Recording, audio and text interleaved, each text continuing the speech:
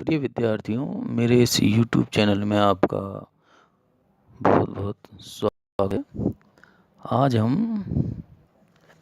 प्रथम वर्ष के अंतर्गत जो पुस्तक निर्धारित है, आदिकाल एवं भक्तिकाल, उस पुस्तक के जो भक्तिकालीन कवि सूरदास हैं, उनके जो संकलित पद हैं, उन पदों में से दो पदों का विशेषीकृत अध्ययन करेंगे। सूरदास जो हैं वो सगुण भक्ति धारा के कृष्ण भक्ति शाखा के प्रवर्तक एवं प्रतिनिधि कवि के रूप में जाने जाते हैं। ये किंवदंती है कि सूरदास जन्मांध थे और उन्होंने इस संसार को चाक्षुष जो नेत्र हैं उनके द्वारा तो नहीं देखा, लेकिन ईश्वर ने जो उनको दिव्य दृष्टि प्रदान कर रखी थी, उस दिव्य दृष्टि से उन्होंने इस संसार को देखा और इस प्रकार से देखा कि जैसा उन्होंने देखा वैसा शायद ही किसी ने देखा, क्योंकि जिस तरह का वर्णन उनके साहित्य में मिलता है वैसा वर्णन जिन लोगों ने इस संसार को नेत्रों से देखा है वो भी नहीं कर सके। और ये एक अप्रतिम अभिधान से अलंकृत है। सूरदास जी का जो काव्य है उसमें जो सबसे महत्वपूर्ण काव्य है वो है सूरसागर। और सूरसागर को उन्होंने पद शैली में रचा है। इसी सूरसागर के अंतर्गत भ्रमर गीत की चर्चा की जाती है और भ्रमर गीत के माध्यम से सूरदास जी ने निर्गुण के प्रति सगुण की स्थापना की है। तत्कालीन समय पर हमारे भारतवर्ष में एक विचारधारा जो पूरी तरह से चल रही थी, ब्रह्म सत्यम जगन मिथ्या, अर्थात ब्रह्म सत्य है और ये संसार मिथ्या है। ये जो चर्चा उस समय चल रही थी, उस चर्चा को सूरदास जी ने या अन्य भक्त जो कवि हैं उन भक्त कवियों ने एक विराम दिया कि ये संसार बेशक मर्त्य है, इसका नाश होगा, ये नाशवान है, लेकिन ये कर्म स्थली है। इसलिए केवल ये कह देना कि ब्रह्म सत्यम जगन मिथ्या ये पूर्णतः सत्य नहीं है। अर्ध सत्य है, ब्रह्म भी सत्य है और ये जगत भी कुछ मायने तक सत्य है, क्योंकि ईश्वर को भी इस जगत में आकर के संसार के कल्याण करने के लिए जन्म लेना पड़ता है और अपने कर्मों के द्वारा कर्म पथ का जो संदेश है वो देना पड़ता है। आज हम हमारे पुस्तक में जो संकलित 20 पद हैं जो सूरदास जी द्वारा विरचित हैं, उनमें से प्रथम 2 पदों का अध्ययन यहाँ करेंगे। पहला जो पद है उस पद के अंतर्गत जो वर्ण विषय है वो ये है कि भगवान कृष्ण अपने परम सखा उद्धव को ब्रज की ओर भेज रहे हैं और भेजने का जो कारण है वो इतना सा है कि वो जब जब उद्धव जी से इस प्रसंग को उठाते हैं कि हे उद्धव, मुझे ब्रज की बड़ी याद आती है, तो उद्धव जी ये कहते हैं कि हे कृष्ण, आप तो परम ज्ञानी हैं और परम ज्ञानी व्यक्ति मोह माया में नहीं फंसता। इसलिए आपको इस प्रकार से उन ब्रज वनिताओं के प्रति जो मोह है उस मोह को त्याग देना चाहिए। तो कृष्ण जी कहते हैं कि हे उद्धव, ये जो प्रेम है, ये जो मोह है, ये मोह केवल मेरा ही नहीं है। इसका जो दूसरा पक्ष है, जो व्रज वनिताएं हैं, जो गोपियां हैं,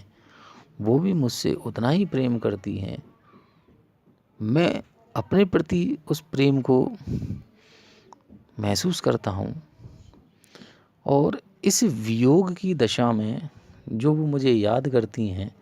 उसे मैं कैसे विस्मृत कर दूं।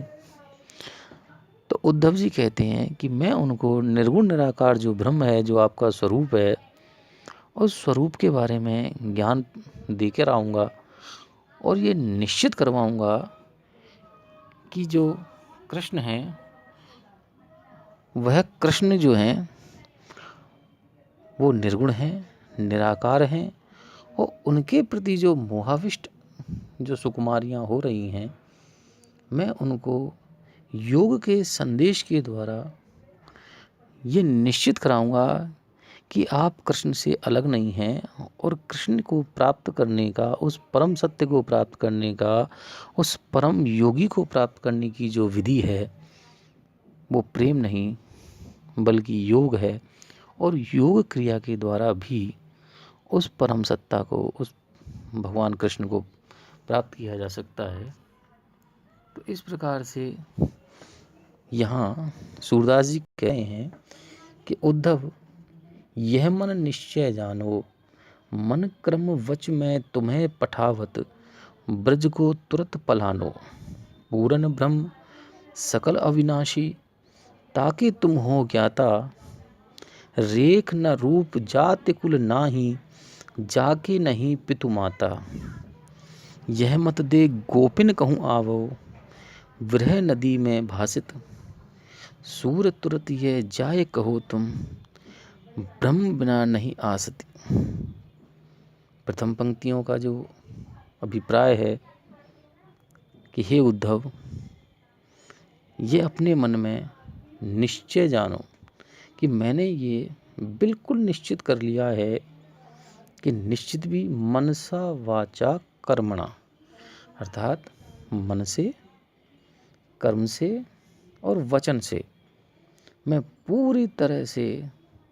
समर्पित होकर के आपको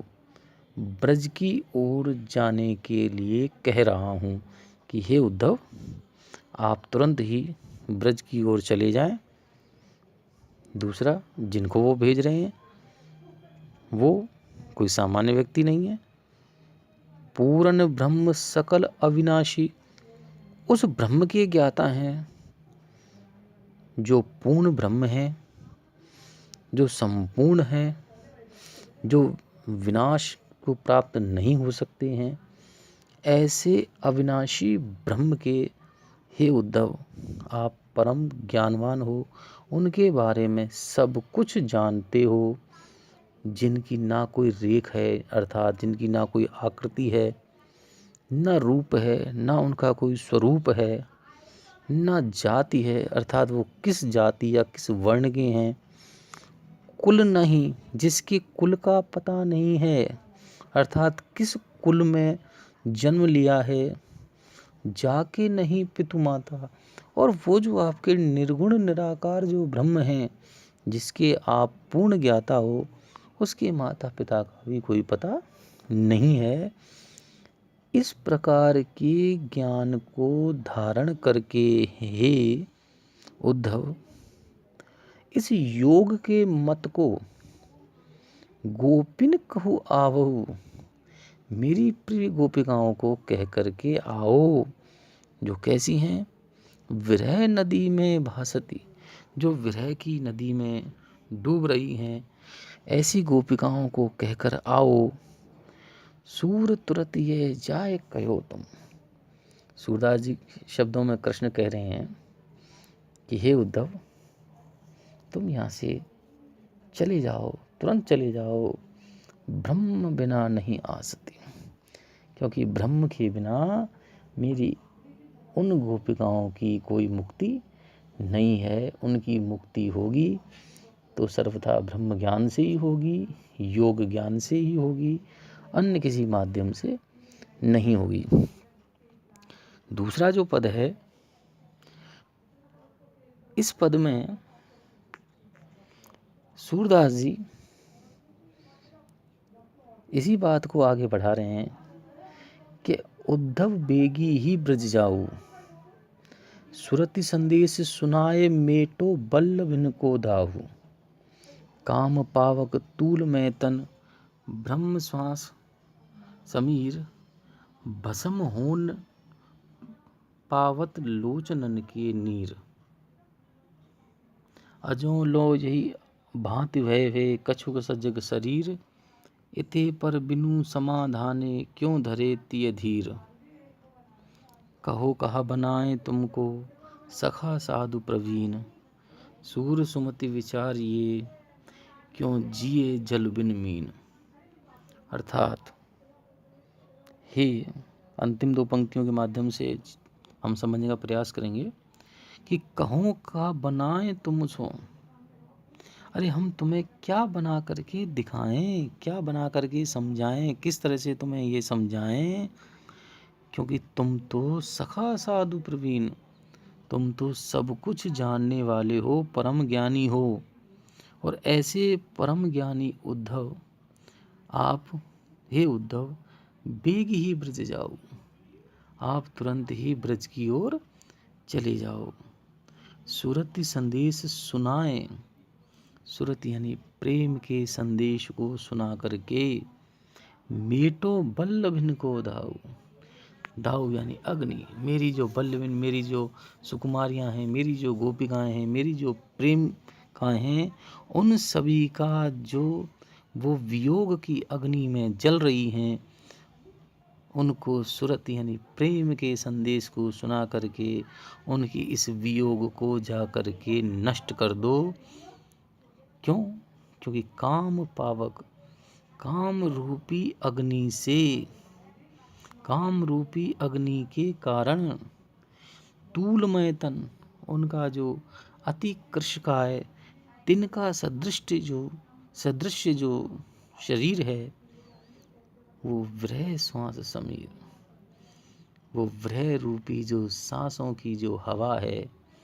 उससे बुरी तरह से दग्ध है, लेकिन केवल इसीलिए बचा हुआ है कि भस्म नाहिन होन पावत, वो भस्म नहीं हो पाता है, क्योंकि लोचनन के नीर, क्योंकि अश्रु जो हैं उनसे वह आग ठंडी होती रहती है। सूरदास जी को लोक संबंधी बेहद ज्ञान है, वो जानते हैं कि आग पर यदि पानी गिर जाए तो आग कुछ ठंडी हो जाती है। अजो लो यही भांति वह है कछुक सज शरीर, वो केवल इसलिए अभी तक जिंदा हैं, सजग हैं, जागृत हैं, क्योंकि उनको इस बात की उम्मीद है कि कभी ना कभी तो भगवान आकर के उनको संयोग सुख प्रदान करेंगे। लेकिन इते पर बिनु समाधाने, लेकिन यदि इतने पर भी किसी प्रकार का कोई समाधान उपस्थित नहीं हो पा रहा है, क्यों धरे तिय धीर, तो वह स्त्रियां क्यों अपने शरीर को धारण करें,